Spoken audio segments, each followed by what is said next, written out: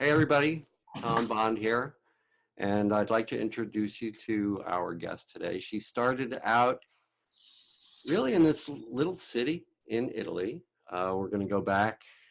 She grew up there, she went to high school there, she went to college there, and 12 years ago, she ended up coming to New York to do her doctoral work in bioengineering and specifically in neuroscience. And so uh, yeah, during that time, she was published in the fields of neuroplasticity and neurological disorders, and basically made a name for herself as a neuroscientist.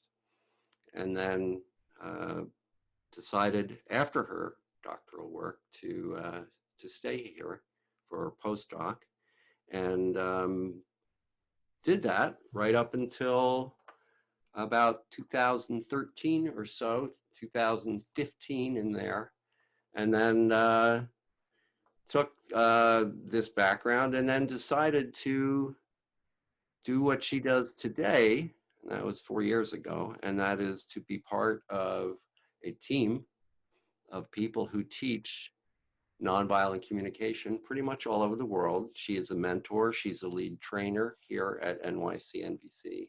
She's part of our core council, so she really does help direct the organization and our operations here as well. And so today I thought it'd be really fun to just talk to our guest, Clara Moisello, Dr. Clara Moisello, and find out uh, what it's like to, or what happened there. How do we go from this relatively small, about 500,000 people, this in a little city in Italy, to one of the largest cities in the world, and now also moving from one field to what would appear to be an unrelated field, uh, really, which is communications, nonviolent communication, um, mediation, and yeah, and becoming a significant part of the movement here in New York City. So, Clara Moisello, how did that happen? Thanks, Tom. Thanks so much for this introduction. It was really fun to hear those steps back and realize what really has happened over this past 13 years since I moved to New York. Yeah, that was not what I was expecting, for sure.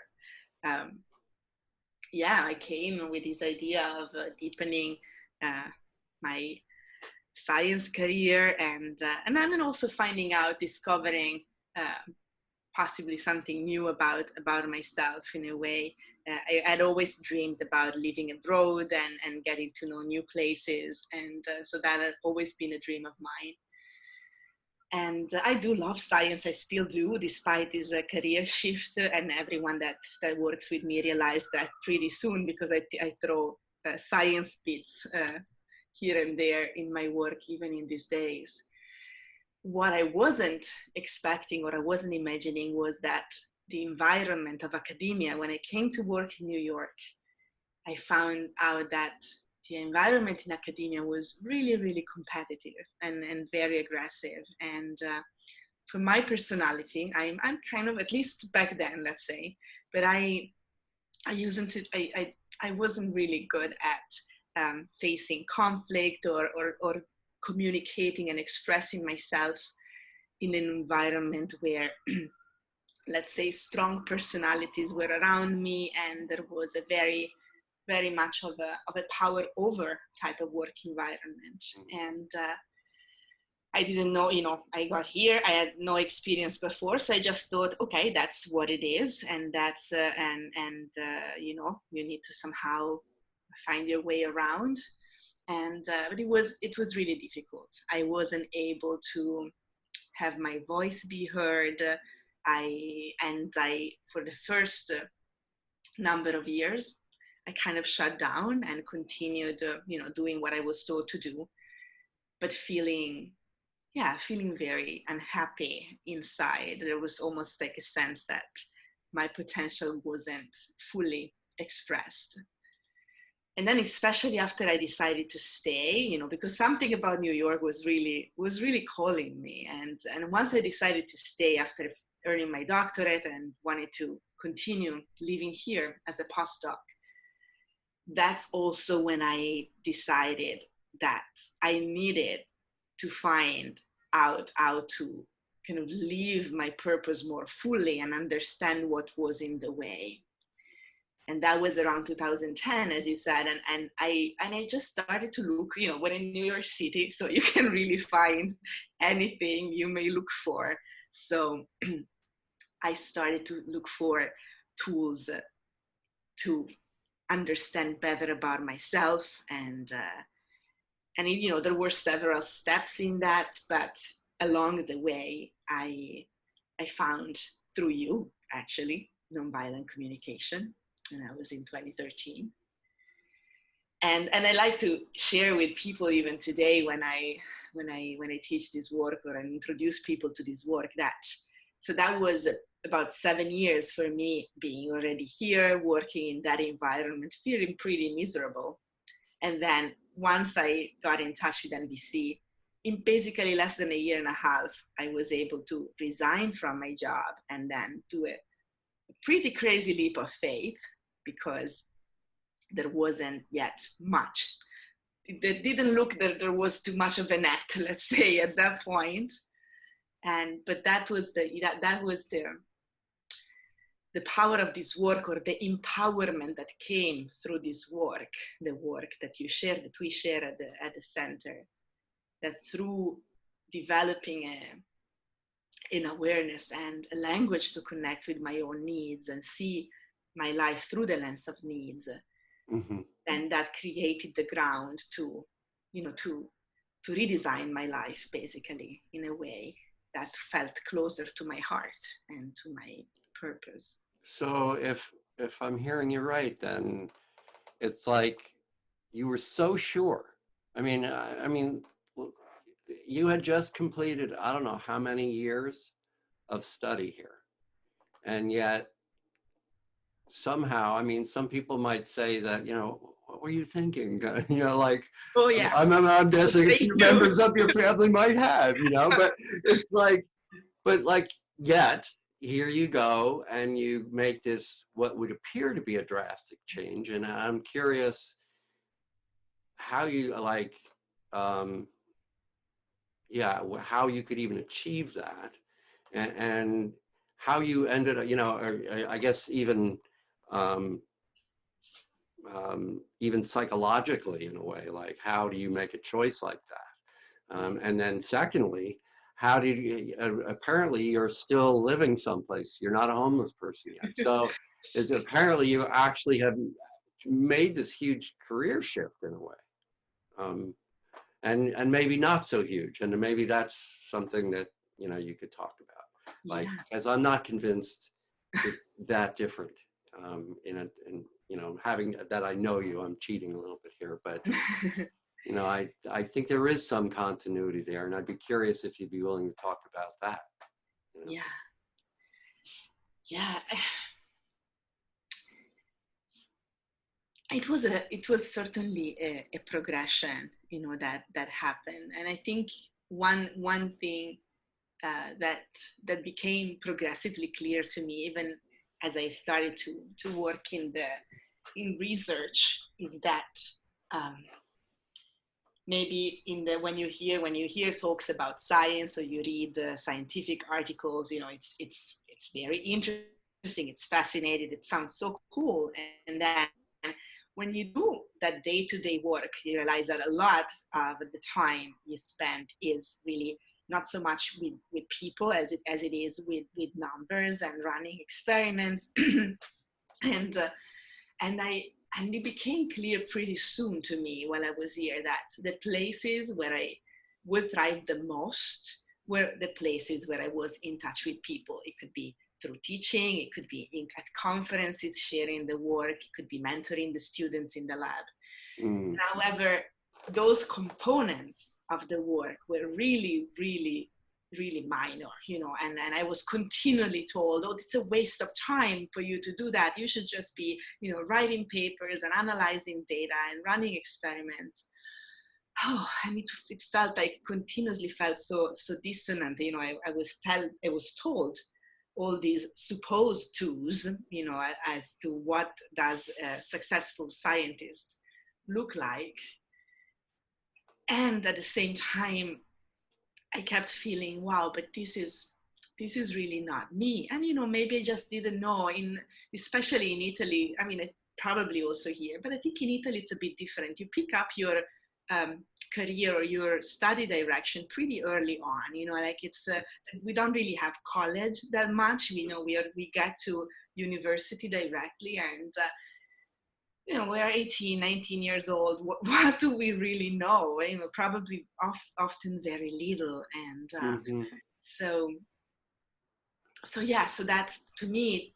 So in a way, that was almost like momentum or some kind of.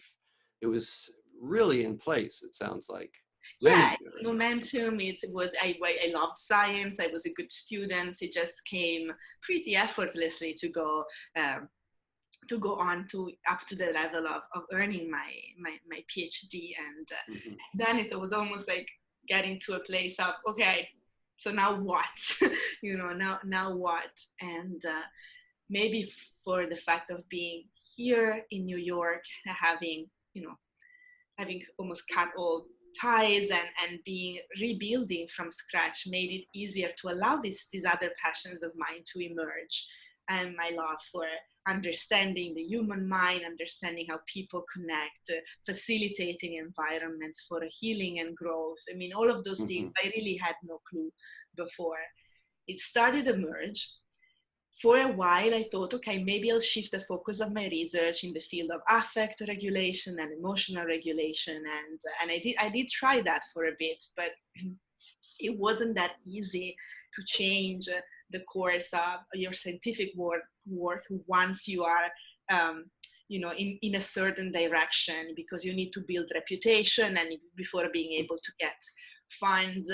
And I was also pretty actively discouraged in my work environment from doing that. And so that's when I started to say, okay, maybe I'll do it the off the beaten path kind of way. And then Kind of eliminating the middleman, so to speak, just going directly to exactly the work. Yeah, exactly. And that's sort of, I mean, I guess people can read into that the way they want to, but for me it really felt, once you set an intention, it's kind of like it's a domino effect. Things start to happen almost like one after the other, because as I decided to do a teacher training in yoga back in the day, and that's through that work, which was initially honestly mostly a self-care strategy for me to have something to lean on, a practice that I was feeling being very supportive. And then through that, finding the work of NVC, and then lucky enough to connect with your organization back in 2013, and being very excited about there being a local community, and that's what really gave me faith that the leap, could be possible. Right.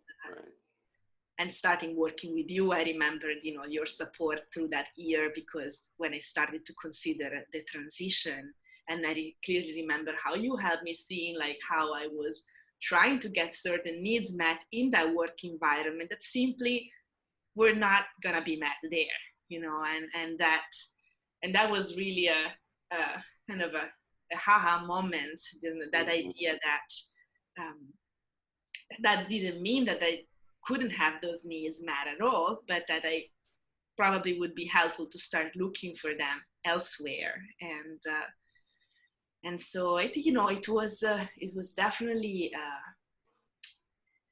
it wasn't an easy a decision, because I had, at that point, I had also a lot of my identity associated with that. You know, as you said, doing Sure. several, like about a decade of studying and working, and then postdoc work. So you know, I had part of my sense of meaning and self-expression very tied into being in science. But then at the same time, the the kind of the pain on not feeling expressed and feeling that really my talent wasn't coming out, or wasn't being expressed in service to people the way I was wanting. Hmm. It's just that part became um, Yeah. If it sounds like, I mean, here you were, you're working with Alzheimer's, I believe, Parkinson's, Parkinson's, especially, yeah. and I mean, so here you are, I mean, certainly contributing to people. Um, but what I think I'm hearing is it was just not how you wanted it to be, like for yourself in a way, Yeah, right? Like, yeah. and so you really created this opportunity for yourself And by I really seeing also, clearly, you know. yeah. And I also really wanted, it was became more and more clear, is that I really wanted to work in an environment that matched the core values that I was discovering, and that I was started to being able to articulate: the Mhm. value for respect and consideration and harmony and peace, you know. And that was constantly not what I was going into day after day. The Mhm. ways we communicated, the ways we operated were far from being nonviolent or far from No. being respectful and compassionate. Mhm. That started to be such a friction, because I knew that there was something different possible. I started to see, being, you know, part of the organization, and started to initially just take part to some of the meetings, and see how that was possible. And Mhm. I clearly remember the first time I think I had an intake dialogue with someone at the organization, and we got on the phone, and she asked me, let's take a few moments to share how we are feeling.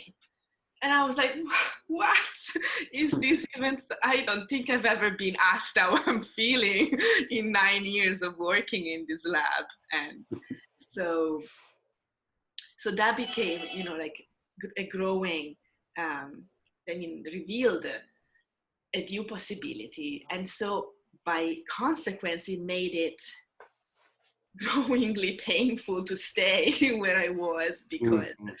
and so at some point, it reached that moment where, and I clearly actually remember the moment, because it was on my birthday in June 2015. I was having lunch with one of my colleagues, and talking about how the challenges we were experiencing. And at some point he looked at me and said, Clara, why don't you quit this job? And not that I hadn't thought about it before, Mhm. but it was a moment where, and he said that, and it Well, was, yeah, I mean, I'm guessing, I mean, here you are wrestling with not just a job, right? You're wrestling with literally 10 years of momentum, of work, of money, of resources, and turning around and saying, maybe not. yeah, yeah. And then, and that tells you how strong the drive was to live in alignment with my values. You know, it Yeah, became something that just, yeah. You could have easily stayed in that position, maybe even for the absolutely. rest of your working life. Oh yeah, I mean, right? absolutely. It happens. And but it really, it felt like impossible at that point. And then yeah, then it became, you know, it's not that I had a clear idea of how this would look like, but I knew, and I was way more in touch with what I was passionate about, you know, way, Yeah, I mean, I don't know how many times more than back when I was 18 or 19. And yeah, so at that point, it became okay, more of a creative work as to how how I can do this, and at the yeah, same time create a new sustainable life for me. And it was, you know, yeah. So It's I'm gonna, let's see, how many years ago was that? Because I remember, in a way, your runway, if you will, mhm. into this career, because it was mainly mentoring, as I recall, in the beginning, Yeah, that you were able to really start, because and articulating the work, and even in a business environment, in a way that was meaningful for people. yeah, And I exactly. remember that pretty clearly, watching you take off there. And then, um, you know, I'm going to have some fun here and fast forward to Mm, today. Like today, you actually are one of the lead trainers of the integration program, which is our core curriculum here. It's kind of our university, whatever you want to call it. And so here you are, um, running that, um, with your partners. And I know you're a very well known, renowned practice group leader in New York as well, which is another thing that I uh, got to watch you just excel at. mm, Uh, just watching, oh, well, this time Clara has 6 people. This time Clara has 12 people. This time Clara has 18 people. It was just so much fun to watch you uh, get better at what you were doing, and also watch you contribute to the community and become part of it. It was so cool for me. yeah. Um, yeah, and so actually, I want to talk about very specifically something that we all know about called the Discovery Weekend, Mhm, right? Which is just it's our at here it's a training that we do here at NYCNVC. It's a what we call a comprehensive introduction, and it really is.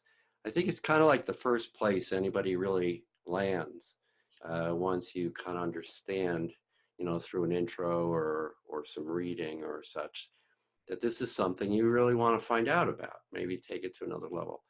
And Clara also is a very well-known Discovery Weekend leader. She's done it all over the United States, actually, Texas and in California, and I'm sure I'm missing a million places. But anyway, um, so um, yeah, and it's kind of it's a I don't know, like it's an anchor for us, I think, as an organization, even really. It's where you really enter, where you really um, take this on. And so I'm curious. I know. Yeah, what your first Discovery Weekend was like, or anything you'd like to say about Discovery Weekends in general, like your experience either as a participant or as a leader as well. I'm curious. yeah, yeah. I totally remember my first Discovery Weekend, which was in the beginning of 2014, and yeah, for me, like the Discovery Weekend is really the first actual taste of this practice. It's like it's a full colorful dish to receive, meaning that it gives a taste and an experience of all the core skills that really constitute this practice of nonviolent communication. And I never grow tired of seeing people going through the process of a Discovery Weekend, because it has such very peculiar movement and path, from the arrival on a Friday night, and looking around and meeting this generally pretty large group of people. We average at about 40-50 people per weekend. So there's this moment of arriving and seeing these new faces and taking on your name tag, and maybe still being a little bit like on the edge, what's this gonna look like, and then moving through. And I love how we weave into this practice a lot of humor and fun and games, so that even though we may address definitely intense and heavy topics as well, but there's a playfulness that's also there, and I think allows people to slowly relax and get more comfortable with each other. And so we start by just getting clear about the core ideas, understanding what needs are, how they relate to our feelings, how they relate to our habitual thinking. And then from that ground, we bring in the practice of empathy and receiving each other empathically. And, and that is always kind of magic to see connection happen in front of your eyes between people that have never seen each other before, and that just by virtue of paying attention to one another for 5 minutes, sometimes they experience more connection than in most other relationships that they have. And that even just that moment for me is just worth it, the entire leap of career that I did, that moment where people see what's possible by changing the focus of your attention and paying attention to life moving. Yeah, I'd love to talk about that actually, Yeah. because it's like, well, because you're describing this thing that almost sounds scary. It's like so intense. Like, wait a minute, do I even want to do that? But I'm like, what are you talking about?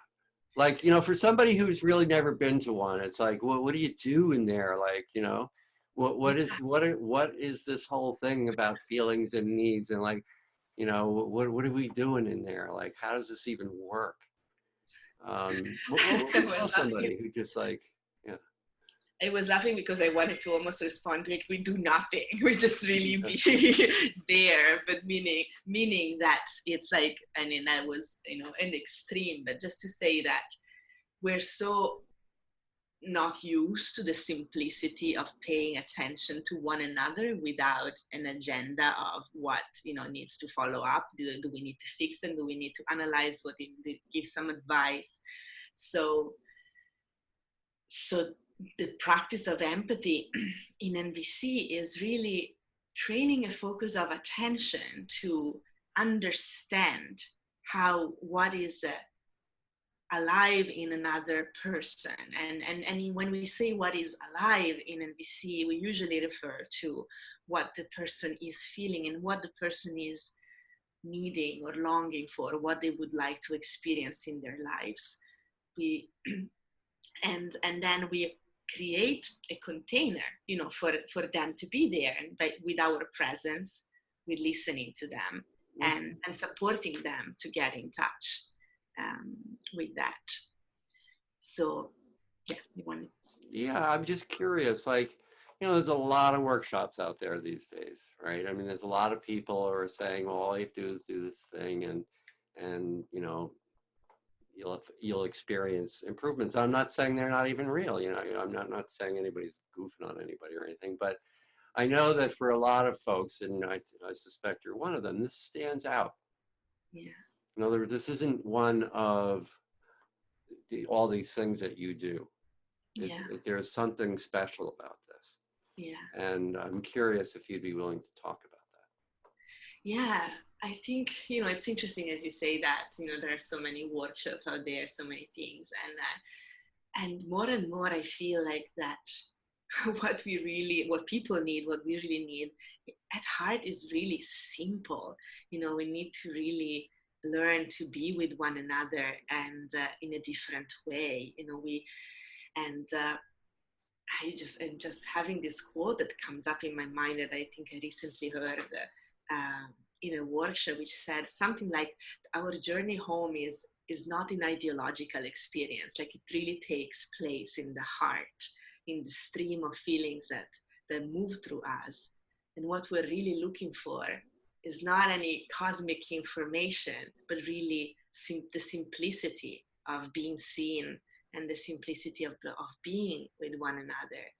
And I think the beauty of the Discovery Week and the beauty of NVC is that not only it creates a space for that to happen, but it also gives you tools to understand what gets in the way of that and how to transform that. So we become aware of all those habits of thought and habits of language that even unbeknownst to them keep us separate from each other. Habits of judgment and Mm-hmm. habits of blame, habits of demand and using our power over to get the things that we want. And often we are so immersed in that we don't even realize that there is an alternative. Mm-hmm. So I think in a discovery weekend, in those first few days, it's almost like pulling the veil up and uncovering a completely with what we call sometimes the parallel universe of feelings and needs, a parallel universe of connection and being with and being in power with Yeah. others. And so, yeah, and even those, I'm that moment that I was describing before of people for the first time listening to one another in that way with that focus. Mm-hmm. That's extremely simple in a way, right? It's extremely Yes. simple, Yeah. and yet is probably the most transformative experience that people have during that weekend. Mm-hmm. And so that tells a lot. And however, So, bring that, sorry, just to finish, to bring, the thing is that, yeah, that's in the workshop and that's in the context that we create, but then we get out in the world, we get out into relationships and places where this is new, this is not yet natural. We need to rewire and repattern a lot of habits that possibly been there for decades, if not more. They are ingrained in mm-hmm. our cultural DNA. And so then the work takes time to integrate. Mm-hmm. So, we, we, I think what I'm hearing is that this is just an amazing way to create human connection, right? That there's this like thing that we learn through developing a facility with feelings and needs, and we go through this, and we're able to create this tremendous sense of connection with each other. Um, yeah. So what? I mean, that sounds amazing. It sounds great, but what does that do? I'm going to play devil's advocate. Like, what does that do for me? So what? Like, yes, I have these great senses of connection, but like, how does that change my life? What is that? You know what I mean? It's Yeah, like, yeah. I think the beauty of that is that really that's gonna be entirely up to each person, meaning that the awareness that you get, then it's going to potentially guide you, if you so allow, to to re to craft your life based on an awareness of your needs, as opposed as idea of what's right and wrong to do, or what you're supposed or not to do. Or in some instances you may realize that what you do is already meeting needs for you, and so maybe it wouldn't always, it doesn't always need to bring drastic changes as it did for me.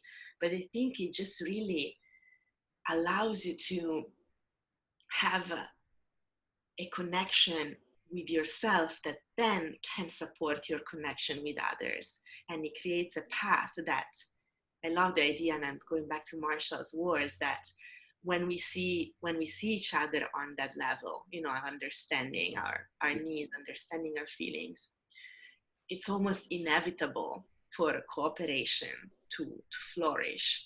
And so we can bring this work in whichever arena of life that we feel passionate about. Some people may be bringing that back to their families, in their parenting. Some people bring it back into education systems, into schools, into workplaces. mhm, Some people may be drawn, like you are, to more, broader peace building work in the mediation work, at the even larger scale. Whatever works, even if it was just, at least in my view, if it allowed you to even just improve the quality of connection with your downstairs neighbor, or the person that you meet on a day to mhm. day, for me it's already a success.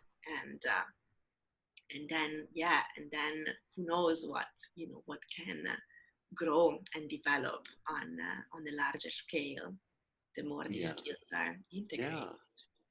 So it's interesting. I'm not just sitting here thinking about what we've just all been talking about, and it's funny. I'm thinking, wait a minute. Clara actually made a shift from hardware to software um, when it came to us humans.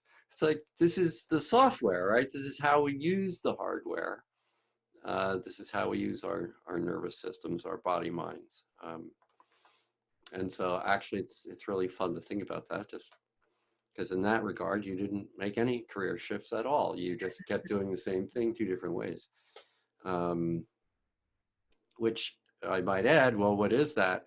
Well, I know um, I watch the people around you. I am one of the people around you. And one of the things that you do is you help us all um, understand each other, understand ourselves. You've always been a connecting force in the organization, which, yeah, I'm just going to be grateful for until I'm not. So, yeah, this was fun. I mean, I love the idea of us interviewing and uh, having known you all these years.